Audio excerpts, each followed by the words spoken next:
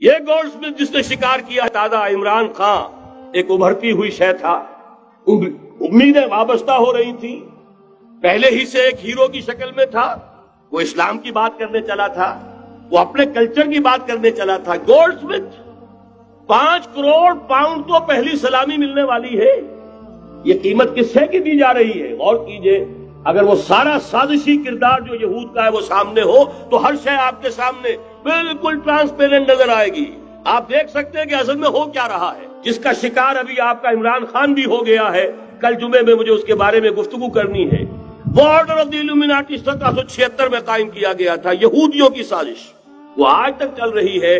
آج بھی یہودی ہے کہ جو اسلام کا خاتمہ اور مسلمانوں کو اپنے کمی کاری بنانے کے لیے ایک پورے ورلڈ آرڈر کا نقشہ بنا کر آ چکے ہیں، اور آج در حقیقت آپ کا اصل دشمن، میں بالکل اتفاق کرتا ہوں مولانا سے، اصل دشمن نمبر 1 میرے اور آپ کے اندر موجود ہے، میرا اور آپ کا نفس۔ اصل دشمن یہ ہے، نفس ما ہم کم طرف فرعون نیست لیکن اورا اون ایرا اون نیست۔ اور دوسرا خارجی دشمن سب سے بڑا یہودی، لیکن یہ کہ اس وقت کے اور اس وقت کے حالات میں ایک بڑا فرق واقع ہوا ہے۔ مجھے اقبال کے وہ شعر یاد آ رہے ہیں، دنیا کو ہے پھر مار کے روح و بدن پیش، تہذیب نے پھر اپنے درندوں کو ابھارا، اللہ کو پامر دیے مومن پہ بھروسہ، ابلیس کو یورپ کی مشینوں کا سہارا۔ وہی تاریخ ستیزہ کار رہا ہے ازل سے تا امروز، چراغ مصطفی سے شرار بولہبی۔ تو دنیا کو ہے پھر مار کے روح و بدن پیش، تہذیب نے پھر اپنے درندوں کو ابھارا، اللہ کو پامر دیے مومن پہ بھروسہ، ابلیس کو یورپ کی مشینوں کا سہارا۔ میں جس فرق کی طرف اشارہ کر رہا ہوں ذرا اس پر غور کیجئے۔ جس وقت یہودی حضور صلی اللہ علیہ وسلم اور صحابہ کرام کی مخالفت کر رہے تھے،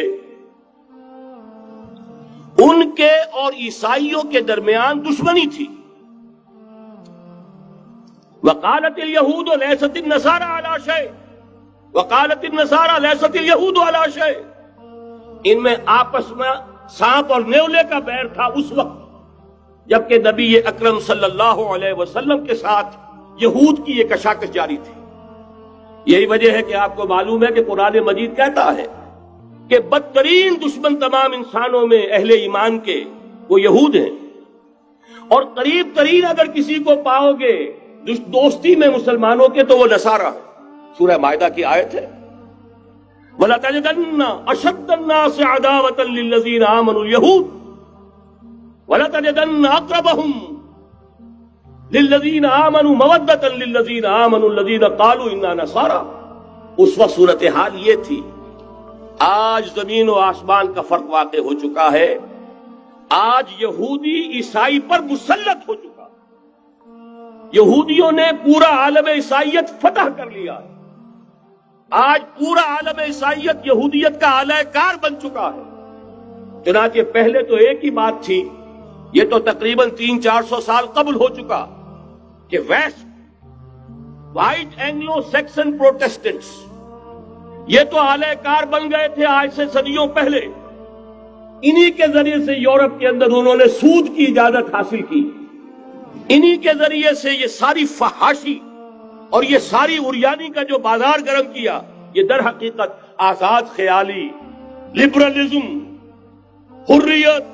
حریت فکر، حریت عمل، میں آزاد ہوں، میں ننگا جانا چاہتا ہوں بازار میں، آپ کون ہوتے روکنے والے؟ آپ اپنی آنکھیں بند کر لیں، ہم آزاد ہیں، ہم 2 مرد ہیں، شادی کرنا چاہتے ہیں، شوہر اور بیوی کی حیثیت سے رہنا چاہتے ہیں، آپ کون اعتراض کرنے والے؟ یہ سارا یہود کی سازش، اور آپ کو معلوم ہونا چاہیے جب تک پوپ کا کنٹرول تھا یورپ پر، یعنی ابھی کیتھولک جو عیسائیت ہے وہ غالب تھی، اس وقت تک پورے یورپ میں سود حرام تھا، کہیں انٹرسٹ کا کاروبار نہیں ہو سکتا تھا۔ یہ پروٹیسٹنٹس کے ذریعے سے اس کی اجازت حاصل کی، نتیجہ یہ نکلا، علامہ اقبال شاعر مشرق اس صدی کے آغاز میں گیا تھا یورپ، اور وہاں جا کر اس نے دیکھ لیا تھا فرنگ کی رگے جاں پنجے یہود میں ہے۔ معاشی اعتبار سے یہودیوں نے پورے یورپ کے اوپر اپنا تسلط قائم کر لیا تھا، اور یہ یہودی کون تھے؟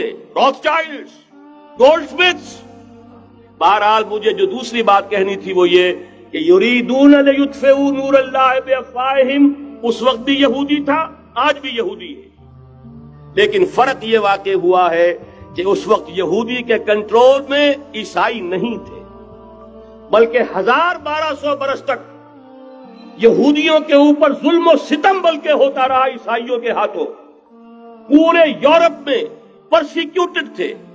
انہیں اگر کہیں سہارا ملا مسلمانوں کے ذریعے سے اسپین میں ملا ہے۔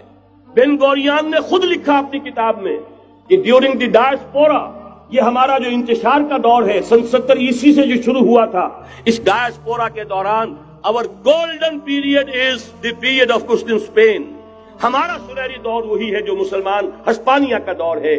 انہیں آرام ملا، انہیں پروٹیکشن ملی، انہیں عیش ملے، اور وہیں سے انہوں نے عیسائیت کے اندر نقب لگا کر اور وہاں سے اپنے راستے پیدا کیے۔ اور دوسرا کام یہ کیا، عیسائیوں کی عداوت کا رخ اپنی بجائے مسلمانوں کی طرف کر۔